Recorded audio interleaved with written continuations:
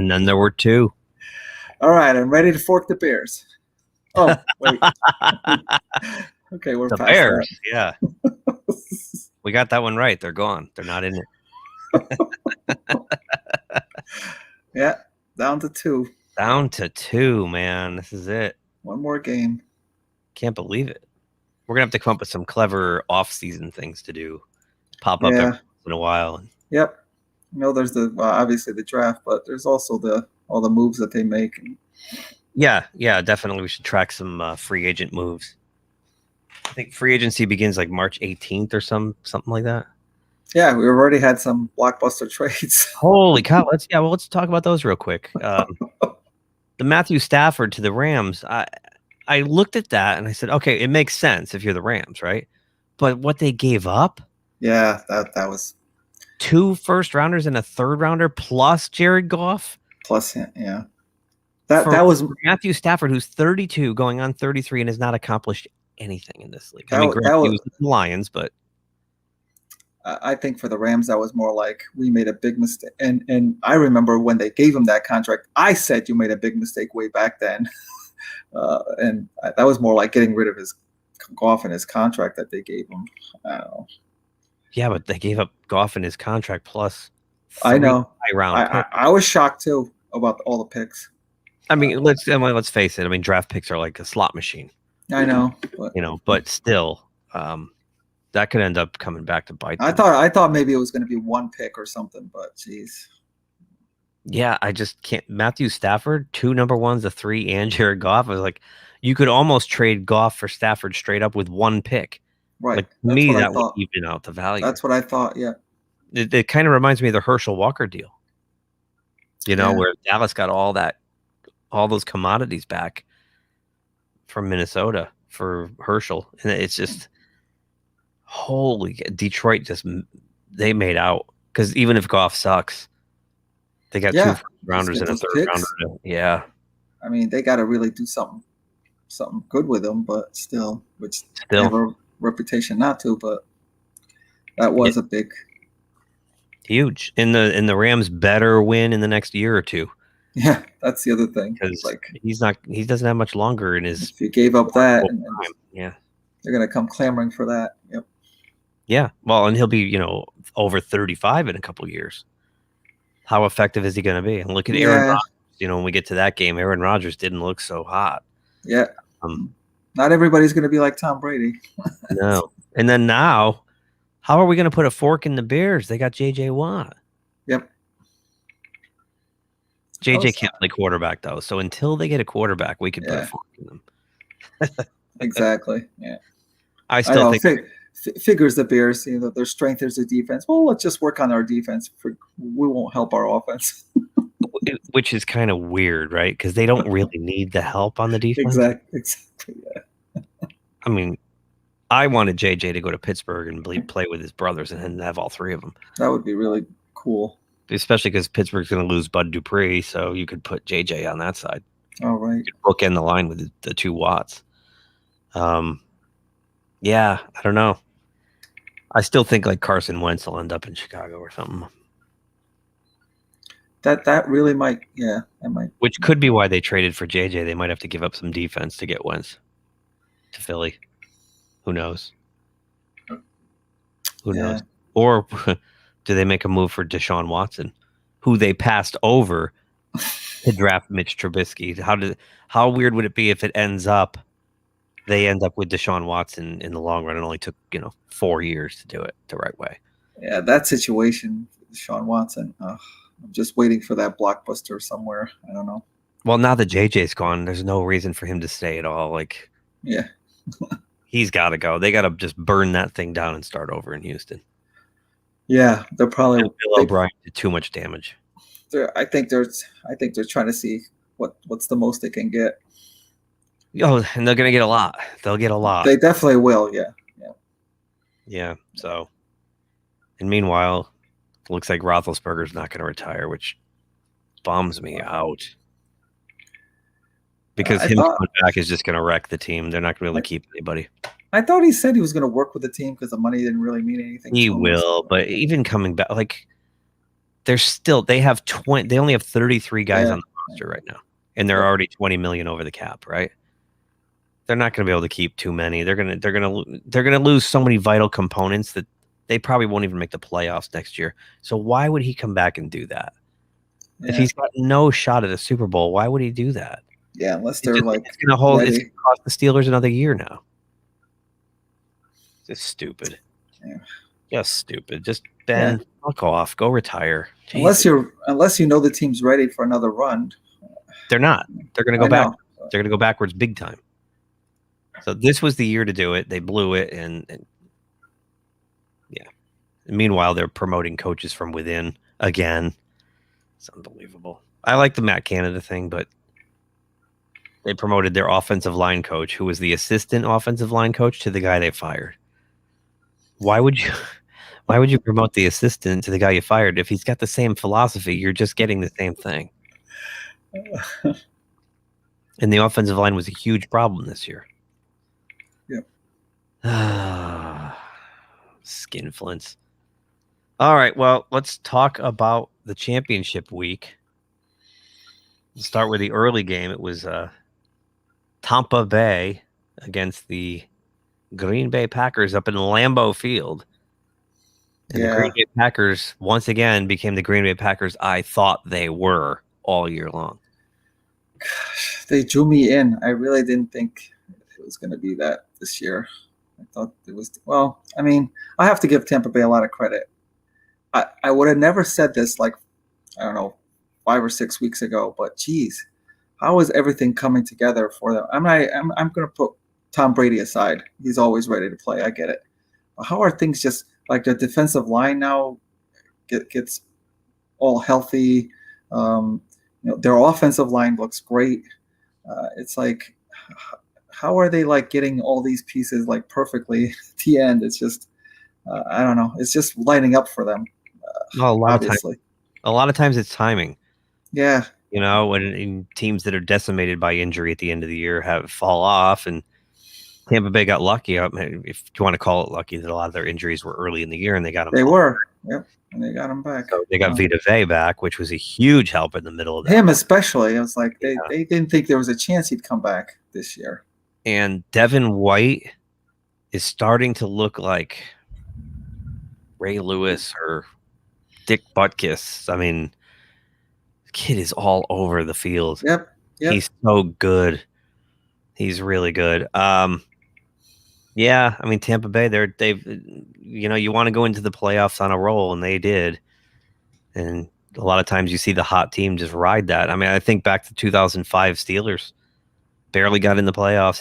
They were the first wild card road team. They had to play all 3 games on the road to win the Super Bowl, and they did it because they got red hot at the very end. So sometimes you're not the best team; you're just the hottest team. Yeah, you're not the best overall, but you're probably the best at that moment, though, which is what you want. Right.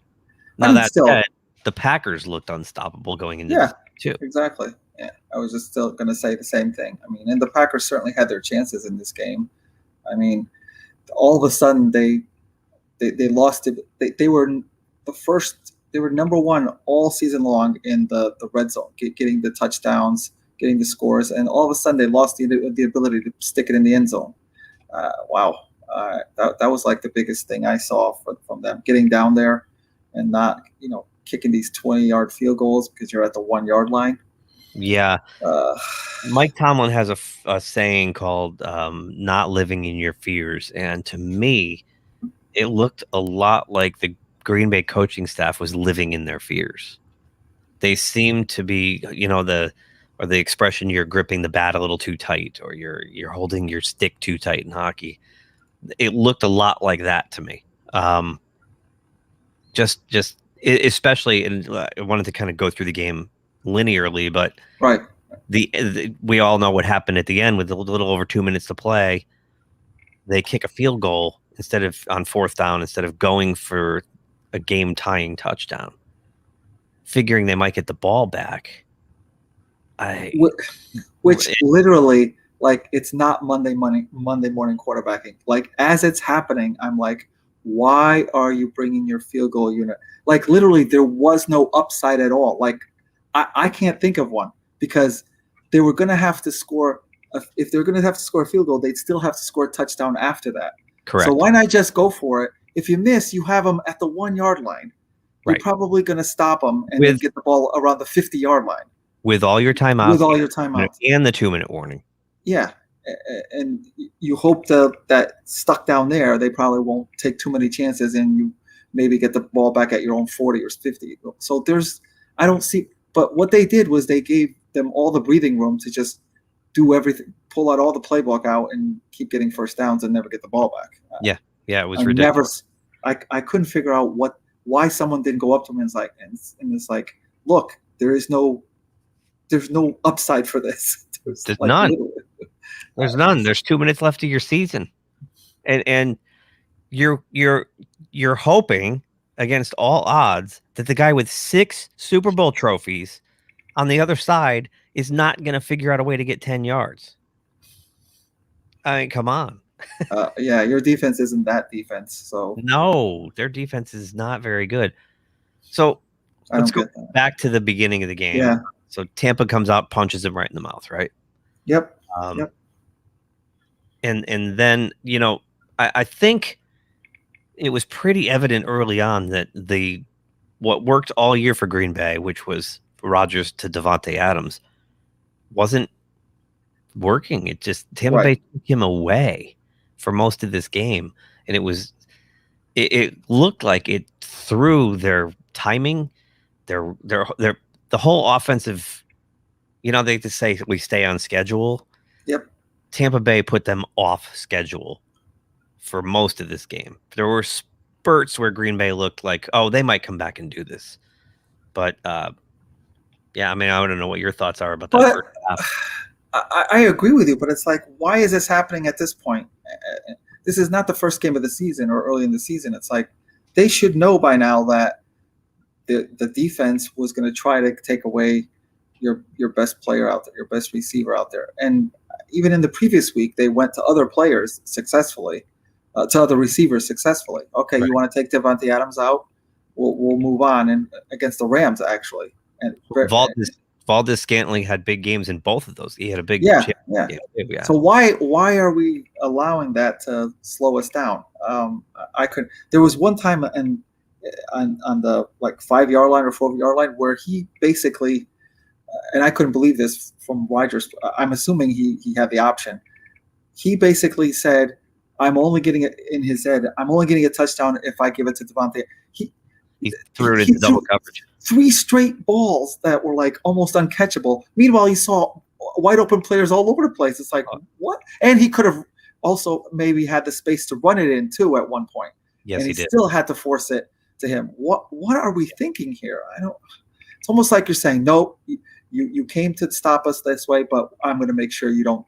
But I don't know, at a sacrifice, I guess. Looking at Aaron Rodgers, who I think on raw talent is the best quarterback in the league for raw talent, but the guy is now 1-4 in championship games. Yeah. He looked scared. He also looked scared. He looked lost.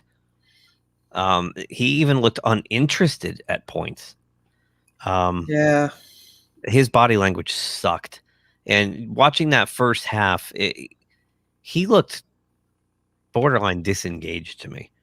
And it was starting to slip away. And let's talk about that play right before the half. So Tampa Bay, it's 14-10. Green Bay they're coming off a touchdown. And there's 27 seconds left in the half, right? And it reminded me of the Jets-Raiders game. It was like the same thing. All you have to do is keep them in the middle of the field. That's it. All you have to do is make sure they don't get behind you. Right. How is on the field where Aaron Rodgers has done this how many times with the Hail Marys, right? How does that happen? I mean, now they're down 21-10 at halftime because of the Greg Williams and the Jets aside, they had a shitty season anyway. This is in a championship game, and you let that happen. that was the first thing I thought of as soon as I saw it. I was screaming at the TV, "Where are you getting tips from the Jets?" It's like that's what I said, like right there, and I was like really mad that happened. I don't know why. It's like, well, it turned out to be the margin. It was the winning margin of the game. Yeah. That bogus play, that mistake cost them. I mean, even if you're saying, okay, we don't want him to get a pass in the sidelines, but even that would only give you a field goal try, even if you gave that up. What you really can't give up is that what they did. That is like unacceptable. Right. It was absolutely soul crushing, and you can see it here. Green Bay had scored 10 points, field goal. Yep. Tampa punts, the interception, and then the touchdown. This was unbelievable. And to get beat by Scotty Miller too. Like the guy's been exactly. They signed Antonio Brown, right? So yeah, I mean, and that sets the tone. Now you're down by 11 points at home at halftime. Just it looked like, and then Tampa comes out and scores again. By the way, a little over a minute into the third quarter, it looked like lights out at that point. Yep, it did. Then you got to give Green Bay credit, because at that point they buckled down and they played their game for a while anyway. Yeah, and I give their defense some credit too, forcing all those turnovers. I think Brady threw like 3 interceptions in the second half. 3 of them in a row, right there, bang bang. I give them a lot of credit for that, and I thought that would have been, if there was going to be a turning point, it would have been that. Like, what are you going to do with those interceptions? And they did nothing with them. Yeah, so that's why, even if they had that, and I was screaming at the officials, of course, that horrendous call that gave the ball to that basically gave Tampa Bay an extra touchdown on the whole. Well, yeah, right. So the defense, the guy who got the interception off Rodgers actually held the receiver, and it was kind of obvious. I was actually shocked, because usually networks don't want to make a glaring example of officials, but they showed that like over and over and over again. It was a bad non-call, and that gave the Tampa Bay the ball again. Yeah, and Troy Aikman had been making a point. He made the point probably a dozen times throughout the game that the refs were kind of letting everything go. Yep. They were letting them play. A lot of this pass interference that could have been called was not. And we'll get to the end. There was a big one at the end, but yeah, you're right. And then so they score a touchdown off the first Brady interception, cut it to 5, and you're thinking, okay. And then he throws another one right away, and they do nothing. They have to punt. They did nothing. 3 and out, 5 yards backwards, punt. Then he throws another one, and they do the same thing. Yeah, I couldn't believe that. That's it. And you look at these 2 possessions here. They went 141 and 105. Done. It's got nothing off 2 interceptions.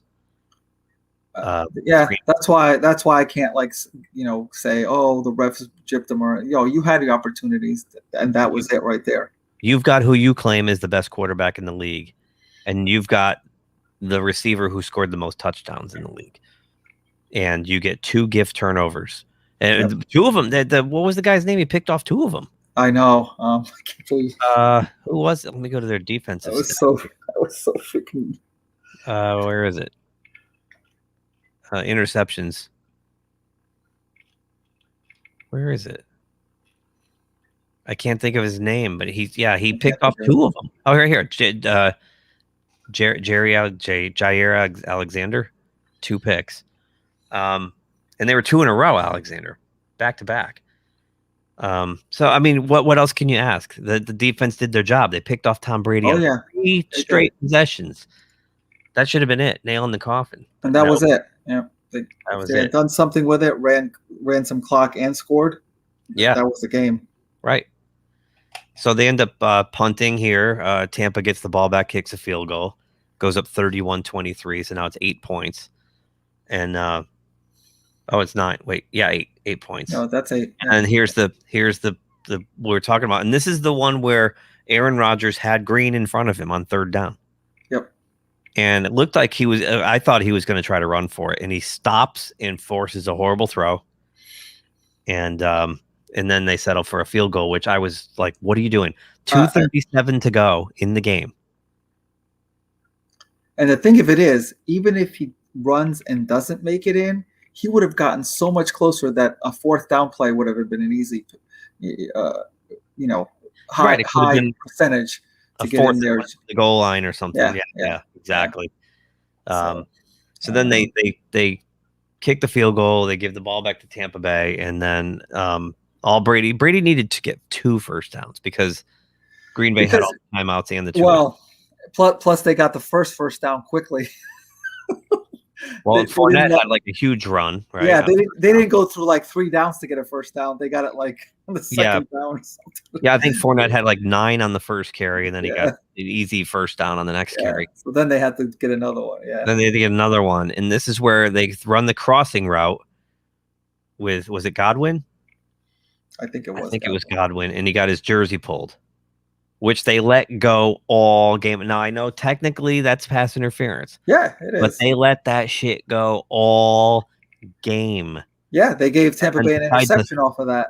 Right. And then they decided to throw a flag, which gives them an automatic first down, 15 yards. Yep, ball game. So again, I can't like feel too bad for them because we talked about their opportunity. So yeah. Should have never come down to that. So it's the same story with the Packers every damn year. And it doesn't matter if it was Mike McCarthy or if it's Matt LaFleur. You get the same result every year. They go lay an egg in the playoffs. So good luck next year, Packers. Who knows? I mean, Aaron Rodgers might be wearing a different jersey next year. That's another thing that's might be going on. Yep. That's crazy. What if he ends up in Chicago? They won't trade him in the division, but that would be. But how many is he in the contract for? Like just one more year, or is it a couple more? I'll have to. It might be one with an option for a second. I'm not sure what the contract is, but there were grumblings after the game that he's going to demand him to go somewhere else, especially watching what happened to the guy right across the field from him who did this kind of thing. So that's exactly he might end up in Denver or something next year. It'd be crazy. The offseason will be fun as it usually is. I think I think this one's going to be really fun. A lot of quarterback moves this year. All right, next up, Buffalo and the Chefs. Let's not forget that I tied you on this one. Yeah, we ended up with the same record overall. So I was 8-2 coming into this. I lost both games, so I ended up 8-4. Is that what you ended up? Yeah, because I was 7-3. So right. I won one and lost 1-1, right? Boy, the Bills let me down. I was really pumped for this game. I made all my snacks, my junk food. I was ready to go. The Bills jumped out to an early lead. I'm like, yeah, baby. Not so much. I even at 10-0 though, I was kind of like, well, the Chiefs did this every year, every game last year in the playoffs. They got down by double-digit scores and easily won the game. So I was shocked that the Bills came out with all this momentum and then suddenly looked like it looked like one of those, like when you drive your 4x4 into too much mud and you just can't get it out, even though it's a monster truck, but it's just, there's too much mud. They got bogged down. I don't know what the hell happened. And I had picked the Chiefs, but there's no way I would have thought that the game would have gone this way with Buffalo. Like after those 9 points, they didn't score until like midway through or maybe late fourth quarter again. That is crazy. And you're right. It's just their offense and I kept thinking, well, that's how their offense has been all through the playoffs. And we were thinking maybe they're going to do something different. So I really do give a lot of credit to Spagnuolo and the Kansas City defense for coming up with a way to from that defense, because they're not known for a strong defense. And I saw a lot that they got into I can't think of his name, Allen's face, but it was like almost instantaneous. Like he didn't have the time to think, oh, let me roll. Like he didn't have time to think to roll, because usually he avoids the pressure and he extends the plays just like Mahomes does, and he takes a nice shot down the field. But it was like when they went in, they got hit to him like They trapped him. Did you see that like 32-yard sack that they kept backwards? He kept running backwards because he couldn't run left or right because they pinned him in. Yeah, so to go, he kept spinning and trying to get one of them fall down or something. Yep. I was like, no, he just kept going backward. Oh, Jesus, Josh, no. I mean, yeah, Mahomes did what he did, but I give the Chiefs defense a lot of credit for this. And I was thinking of you the whole game. We talked about it in our preview show that the Bills defense was the reason they won 8 games at the end of the year, or went 8-1 or whatever they did. That early season Bills defense came back. They came back. They did. They were completely useless. They got no pressure on Mahomes. The receivers were running wild all over the secondary. Yeah. It was a horror show. That defense looked inept. It was awful. I couldn't figure out why that was like that, because their strength was like a pass defense. They had problems with run defense, but not pass defense. So I don't understand. It goes back again to the combination of the football mind of Andy Reid with the talent that he has. He's such a tactician. I don't know. He really is. And what I like about both of these teams, this result aside, this game aside, I think the Bills had to. This might have been one of those growing pains things where the Bills had to take one in the chopper, take a punch to the mouth to realize that we got to elevate a little bit more. But both of these teams have such innovative offenses, and I think of this first touchdown right here we're looking at, Edson, where the Bills punt the ball and Hardman fumbles it. Right. Yeah. And the Bills recover on like the 3-yard line or whatever. Yeah. And they run a gadget play and score right in the first play. Yep. A lot of misdirection. They looked like the Chiefs. That touchdown looked like something Patrick Mahomes would do with Kelsey or whatnot. All this motion, the fake handoff, and he flips it to Knox, and the guy just tiptoes in. So, those are the offenses. This is what drives me nuts about the Steelers. Don't have any of this kind of innovation. The Steelers run like the most boring 10. Their offense is a decade in the past. When you look at these two teams, these are innovative, really amazingly strategic offensive minds. And how Eric Bieniemy has still not been interviewed for a head coaching job is beyond me for Kansas City. But that said, so all the momentum's in Buffalo's favor. Hardman fumbles. And, right there, you saw the leadership of Patrick Mahomes. Yep. He went right over to Hardman on the bench. And he's like, let it go, man. Blow it off. We're good. And then went back to that kid how many times? I was just going to say, and he made sure he was part of the game from then on. Yep. He had that. Well, he scored the very next touchdown was Kansas City's, and it was him. And then he had that big run on this possession in the second quarter. He had that huge run. Remember that on the gadget play? And that put him like right back down there again. Yep. Yeah. It's like 40 something or 50 yards. yards, something like that. Yeah. So I'm looking at it here. Whoops, I'm in the Buffalo. Let's go to the Chiefs. Hardman, 50 yards, that rush. 1 yard, 1 carry, 50 yards. And receiving 2 for 4. So, he got him involved. He went right back to him for those big plays. And this one being the biggest right here, this rush. Because that put them ahead. And once they got ahead, it was over. That was it. That was it. I mean, you knew, you had the feeling at 14-9 that the game was over. You felt it away. And especially with all the problems that the Buffalo offense was having. Then 3 and out, 7 yards, they punt, and then you get Kansas City back here 21-9. Then they kick a field goal, and we talked about this.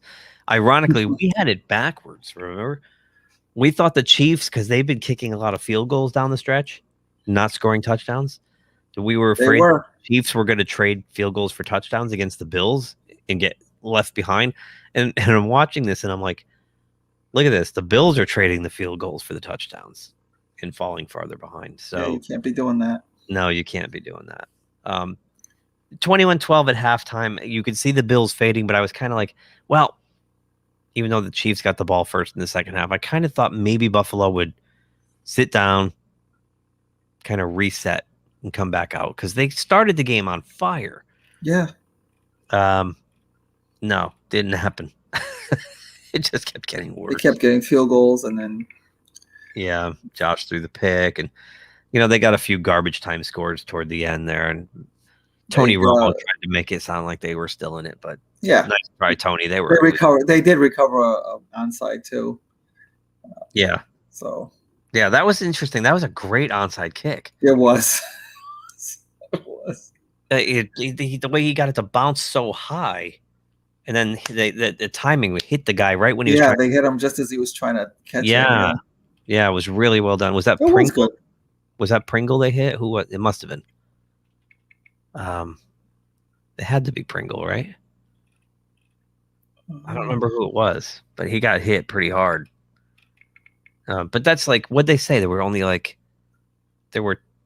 I forgot the number. There was some crazy amount of. It was like since the Dallas one worked. Yeah. It was like over 100, wasn't it? It was such a. I don't know if it was like less than 1%, obviously, but yeah, it was a huge. They got to fix that in the offseason. The rules committee's got to sit down and fix that off. It's almost impossible now. It was hard enough the old way. It's virtually now impossible. It's like. Because you're not allowed to put all your guys on one side of the field. Right. You got to split them across the line evenly. It's just, that's awful. You got no shot. You got to come up with something different then if they don't want to. And Dallas, give Dallas credit when they figured out the watermelon kick with Zerline. Because, it was spinning like a top and nobody wanted to touch it because it gets, pinball all over the place. And that's how they got that. And then this one was, trying to kick it up high and run and hit the guy when he. Yep. My only other strategy I could think of is just kick it as hard as you can, straight at their line. At somebody or something. Straight at them as hard as you can. Ricochet off their chin or something, right? Yeah. Just rip it at them. Yeah, I'm just waiting for someone to figure out how to just kick it straight up or something. But, it can't be straight up, but almost straight up. What I don't understand is they changed the rules because they're trying to cut down on the collisions. Yeah, the collisions are the same. They are. They're still going for a loose ball on the ground. They're all smashing into each other. So you might as well let the strategy back in. Either that or come up with I thought they were playing around with a different rule altogether, like having the ball on your 20 with 4th and 20 or something like that. Oh, and just throw a long pass. Yeah, I forgot what it was, but don't just put it back. Put the kick back. There was drama around an onside kick. Now, it's more like it's like it's a futility or it's an exercise in futility. Yep. All right. Well, that brings us to the big game, and let's just look at the road traveled for each team, shall we? So, we'll start with the odd-numbered Super Bowl years. The AFC is the visiting team, so the Chiefs are designated as the visiting team, and the home team, Tampa Bay, gets to pick which uniform they want to wear. Yep. So that said, we will start with the visiting Chiefs, their road to the Super Bowl. They didn't play in the wild card round. Right. Nope. So we will go. I'm looking for the first game. So the first game they played was in the divisional round. They played the Browns. And it was a good game. As it turns out, the Cleveland Browns gave them a tougher fight than the Buffalo Bills did. Yes, they did. Yep. And a lot of times that might be about matchups, because here was an irony we didn't talk about either. Both of these championship games had the same matchups in week 6 of this year. Yep. You had Buffalo and the Chiefs week 6, and you had Tampa and Green Bay week 6. And in both situations, the teams that won in the divisional round or the championship game smoked, just blew them out in week 6. In week 6, yep. It was a crazy thing. Weird. So that could be a matchup thing, because you got both of these teams got heavily outclassed in the championship game, and then earlier in the regular season they got blown out. Yeah, there's a lot of times where it's just like you said, there's a matchup that happens with a certain team, and you just can't get over the hump with them. You can't figure it out. It's just the matchups don't work. Where you have a team like Cleveland, was able to hang there, and they had a shot at winning that game. Yeah, So, Cleveland's offensive line is definitely better than Buffalo's. The Chiefs couldn't get as much of a rush on Mayfield as they did with Allen. And of course, I mean, you got to factor in that Mahomes wasn't 100% because of what happened in the game too. But well, that's true. But so, what Cleveland also has are 2 world-class running backs. They yep. have a great run game, and you could see Devin Singletary's a bust. He's no good. And Zach Moss, jury's out, but he didn't do much better. You didn't do it. Yeah. With Buffalo had no running attack, and they were so one-dimensional, and it was just, it was a feeding frenzy on Josh Allen. Yeah. So the defensive game plan for the Chiefs, it was just like, we have to figure out a way how to get to him. Really, you disrupt Josh Allen, you win the game. That's all they had to do. And the pass rush was one thing, but they were covering. Those receivers weren't open. Nobody was open. Right. Tony Romo kept zooming out to the wide shot and circling. Every single guy was covered. There's nowhere to go with the ball. So, yep. So Kansas City beats the Chiefs, and then they beat the Bills, and on to the Super Bowl they go. Now Tampa, on the other hand, did play in the wild card round. On the road. And this game wound up being probably tougher than the other two games. I almost hate to say it.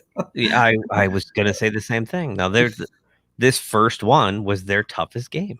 Yeah.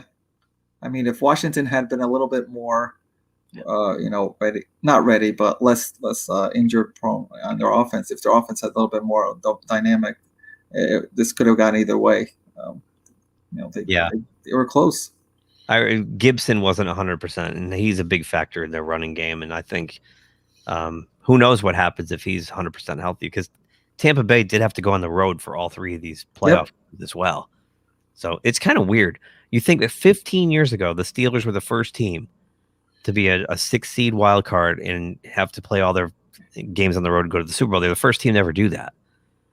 And then you had the Giants do it, and now Tampa Bay is not, like, it just happens more and more now. It's kind of, it shows a lot of the parity of the league. Yeah, that's where it's going to go.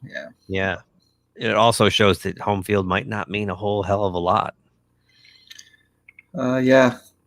And this year's Super Bowl is the first one. Yeah. Well, they finally got their home field game, right? So then the following week in the divisional round, they went to New Orleans and just smacked around a Drew Brees team. Drew Brees looked so dumb. My God, he looked awful. And I still wonder, like, how his he had only gone a couple weeks with those, or not a couple, with the broken ribs. You wonder, well, how can you recover that quick with all those broken ribs? That's true, but that said, the short passing game, and it's the same thing. I know, it was always like that. When you try to hide your quarterback, it will catch up with you in the big spots. You can't hide a quarterback who can't throw the ball downfield anymore. So, and then of course, whoops, that's the wrong one. Then they went up to Lambeau Field and embarrassed Aaron Rodgers at home again, and that brings us to Tampa Bay gets a home playoff game. Yeah. What are the odds, man? Well, it's the first one ever, so we're like talking about it all season, or late in the season. Yep. All right. I guess I'll start. I'm still going back and forth on this one. My thoughts are it was a nice run for Tampa Bay. They really don't belong there, in my opinion. But that said, they won the games they had to, and they got to the big game. I just think Kansas City's just too good. They're loaded. They're creative. They're well coached. I don't know. We'll see. And I'm gonna home in on that word that you just said there. I know the talent's there, but creative. I think that this combination of this coach and this quarterback, not just the quarterback, it's a whole team as well, but specifically those two, it's an incredible obstacle for a team to overcome. And let's give credit to the Tampa Bay defense has been doing very well. They're hitting their high, but it's some of the small things like, we talked about how the Buffalo receivers couldn't get open. When Kansas City is up against like a good defense, they come up with these. You can't keep track. You come up with these ways that you can't keep track of these. All of a sudden, it's like you see somebody like wide open, like a Kelsey who has no business being wide open, because of the way they move them around all the time, and just the way they like stay in, but then like have like a delay in leaving the line. And somehow he just comes up, and there's Mahomes has to like really manage that. I mean, I know Reed is coming up with plays, but you have to have a quarterback smart enough to manage that as the people are coming at you, and they keep finding these receivers open when they should have no business being open. Yeah, no, they it's death by 1,000 paper cuts with this team. Tyreek Hill's the big gun, right? You take Tyreek Hill away. Now you got Travis Kelce to deal with, who's a tight end that plays. He's like Gronkowski, right? He plays like a wide receiver. Okay, we'll take him away too. Now you got Sammy Watkins. Now you got Hardman. It's crazy. And then even in their backfield, you got Edwards-Helaire, and behind him, Le'Veon Bell. Yep. Behind him is Williams, and all three of them are solid players. They're all good. There's too many weapons on this team. Like you said, it's almost, it kind of reminds me of that Hydra thing, cut off one head, two more take its place. No, and with the creativity of Eric Bieniemy and Andy Reid, who talk about two coaches who don't coach in fear of anything. Yeah, I got to give. They will just roll the dice. They're like, just go for it. We'll figure out a way. Yeah, I mean, I always say Andy Reid, but I mean the whole stuff, Bieniemy as well, obviously. And you're right. Solo is a great defensive coordinator with a subpar defense who makes it work. They get what they need at the right time. They make the critical stop at a point in the game where they have to do it. That's the only time they'll do it, but they'll do it when they have to do it. I mean, you have some stars like, the Badger, Matthew. He's great. Chris Jones is great. There's some solid players out there. But overall, as a unit, they're not the strongest defense.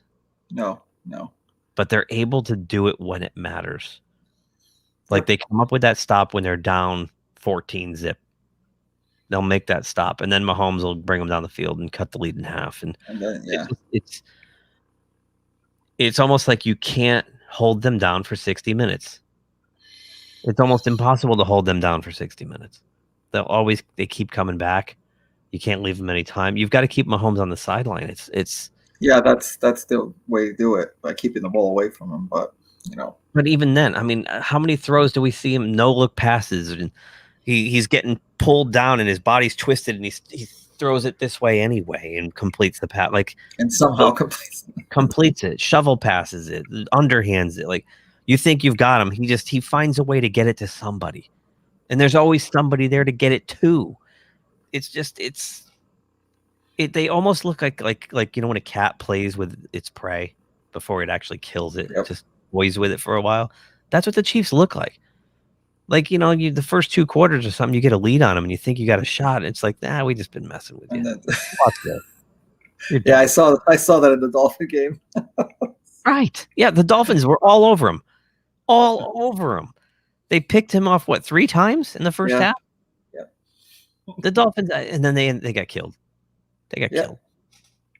And, when you have the fastest human being on the planet as your primary wide receiver, it's trouble for anybody. That's amazing. So, now, on the other side of the ball, go ahead. I'm sorry. No, I was just going to say the last thing. And the thing is, like, they know how to win, because the coaches and Mahomes, the higher the stakes, the more chances that, like, they make the plays to win.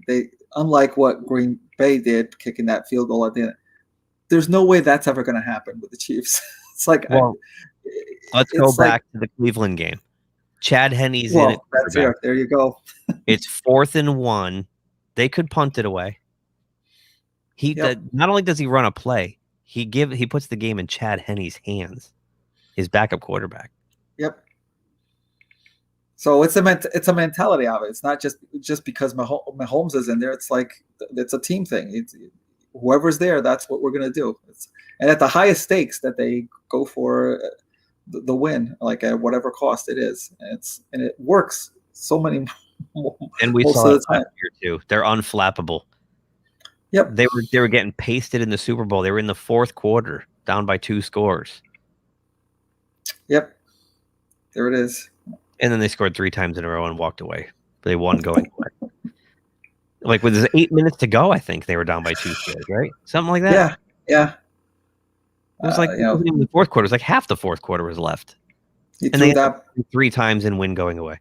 He threw that bomb that somehow made it to the one player in the field. They're super talented, but they play fearless football. They play fearless, creative football. Yep. And that's the difference, I think. That's what you got to do. Then you go to Tampa Bay and you look. Their offensive weapons are on par. Yes, they are. Evans, Chris Godwin, Antonio Brown. You got Fournette and what's his face, Ronald Jones in the backfield. Like they're Gronkowski at tight end, like the OG wide receiver hybrid tight end. In Brady. I mean, Brady's not what he used to be for sure. But Brady's got the experience. Brady's got the brain, and he's still making those the plays that he needs to do. The one thing Brady did this year, though, that he hasn't done his whole career was he threw a lot of picks. A lot of picks. And that's because they run a system that's not like what he did in New England. Right. In New England, it was 2-step throw, 2-step throw, 2-step throw. He got rid of the ball quickly. Here, it's a 5 to 7 step drop, and he has to wait for plays to develop downfield, which, 1, makes him prone to be hit, and 2, interceptions. He could throw a pick, right? Because he's airing it out. Those are low percentage plays when you do that. So, and I think that might be the difference in the game, and it could have been the difference in the Green Bay game. He threw 3 in a row. Certainly, could have been. Yep. So if the Chiefs can use that film, use what the Packers did as a template for their defensive game plan and force Tom to turn the ball over, I think that might be the difference in the game. Tampa Bay's defense is better than the Chiefs. The Chiefs' offense is slightly better than Tampa Bay's. So when you put those together, it becomes it's like it's offsetting. Yep. No one has a clear advantage here. So you go back to the coaching then. You go back to the coaching. I think Bruce Arians is a lesser coach than Andy Reid. Right. And no offense to Byron Leftwich as an offensive coordinator, but I think Eric Bieniemy is better. And no offense to Todd Bowles as a defensive coordinator. He's a fine defensive coordinator. Yeah, he is. He's good. But I think Spagnuolo might be just a little better too. So, although you could call that a wash in a way. Bowles, I guess, but Spagnuolo has been here before where he was preparing a defense against Tom Brady. Obviously, all different teams, but Spagnuolo's been to Super Bowls before. Todd Bowles has not. But Todd's a really good coach. But he is. He is. But I think what you just said now, I'm sure Spagnuolo is looking at that. It's like, how can we get the key to the game is Brady. If they can force Tom into a turnover or 2, that'll be the difference. Because my friend Anthony at the gym today had said to me today, if he throws 3 picks against Patrick Mahomes, that's 21 points going the other way. Yeah. And that's the difference. So, and that's why I'm rolling with the Chiefs to repeat. To be the first team to repeat since Tom Brady did it with New England. Yeah, I'm picking the Chiefs too. Although I again, because of the whole storybook thing, I wouldn't be shocked if once again I have to watch Brady win another Super Bowl. But I mean, and in this case, I'm going both with my heart, but that's what I really feel like. Tactician wise, I still pick the Kansas City Chiefs. You're a Brady hater. We get it. I get it. No, I don't hate it. No, but I mean, it goes back to what you said at the very beginning. It's like I honestly didn't think that they deserved to be here. It just worked out that way. But They made the plays when they had to. They Yeah. got a little luck along the way, and they got healthy at the right time. Right. But hey, they've won 14 games so far. I mean, Yeah, it feels like when like I didn't think the Giants belonged in that Super Bowl either when they started off with they barely made it into the playoffs and they were just hanging out. I didn't think that, but hey, they did what they had to do and they got the most out of what they had. So hey, good for them. Yeah, and they wrote the blueprint for how to play Tom Brady for all the going forward. Yep. And the key to getting you have to get pressure with 4 guys. That's if right. you can get to him with 4 guys, and if you have to bring a 5th or a 6th, you're dead because somebody gets open. That guy. Somebody gets open, and he'll find him. You get pressure with him with 4, and you can cover with 7. That's where he's that's a problem for him, and especially now that he's later in his career, right? He's a little older and slower, and he's taking these deeper drops. So to me, that's the key. Getting Tom Brady to turn it over, the Chiefs win. If Tom Brady doesn't turn it over, who knows? Then it could be the team who gets the ball last. Yeah, it'll be like that. Yeah. Yeah. So at that point, it's a toss-up. Right.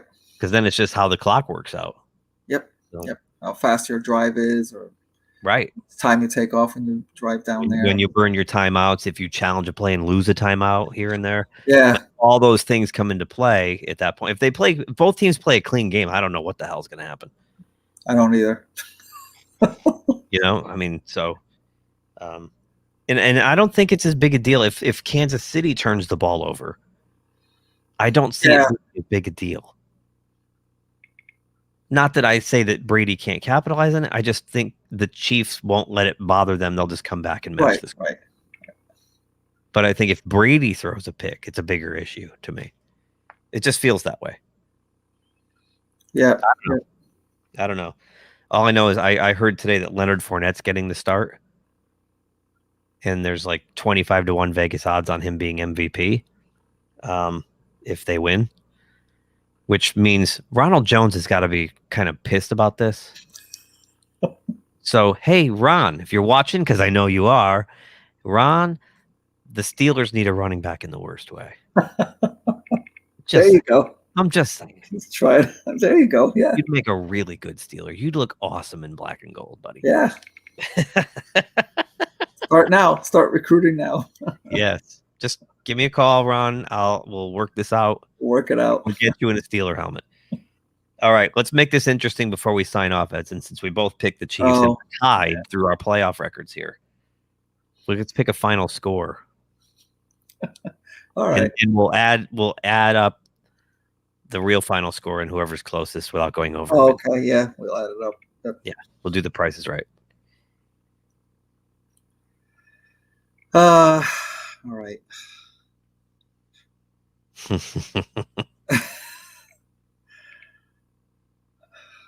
34-28 Chiefs. Okay. I got Chiefs 38, Tampa Bay 31. Okay. All right. So we both see a high scoring game. Yep. We both see an entertaining game. And within one score. Watch it. We're going back to that old Rams New England game. It's like 13 to. That would be terrible.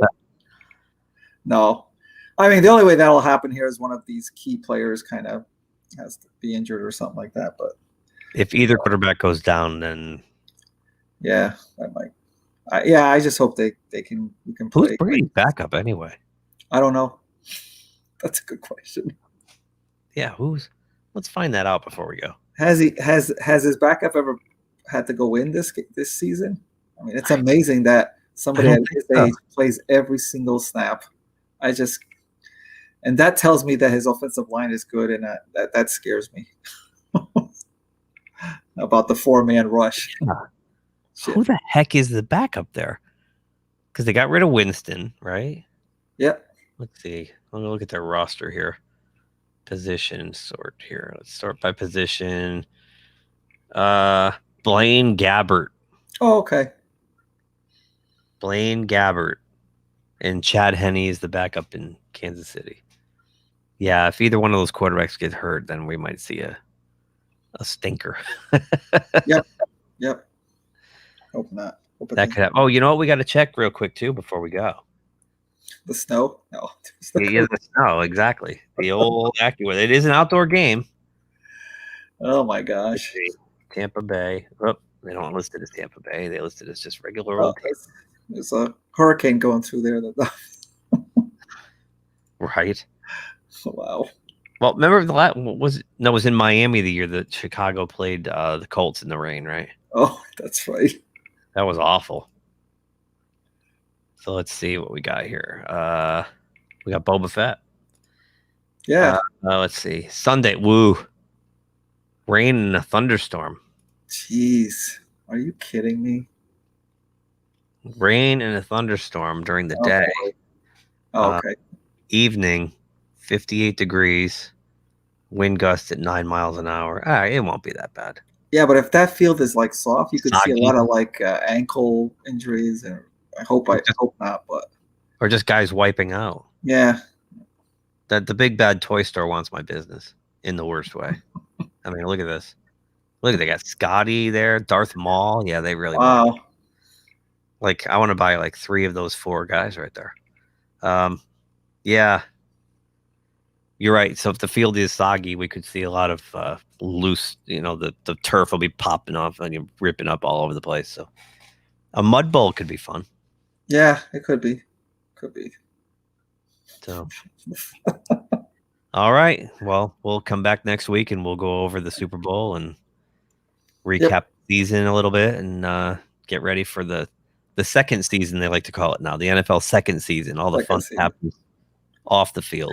And I like to give the NFL coaches one little piece of advice that's been getting on my nerves all season long. Which would be?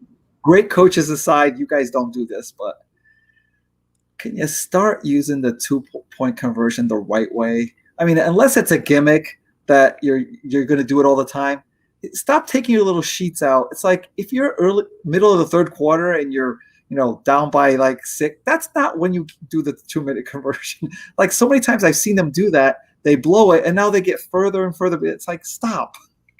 You only need to do it when you're down by 8 in the fourth quarter. Yeah. That's when you do it. I agree with you. I saw a lot of those reckless 2-point conversions for no reason. Like at certain points where they think it does match up, but it's like you're in the middle of the third quarter. Why do you need to go chasing him now? There's no need to chase him now. I don't know. And I don't know if it's true or not. And I haven't done any research, but it feels to me just from watching all season that it's working less and less. Yeah, it does. It does. That's probably why it's getting on my nerves. They first started doing it. I remember Mike Tomlin was doing it all the time because he was. I remember that. They were getting him all the time. Yeah. Now it's like they line up now when people line up for 2, it's almost like, oh, they're not going to get this. Yeah. It seems hard. So the defenses have definitely gotten better. I mean, defenses have come a long way in the last 3 seasons, I think. Yep.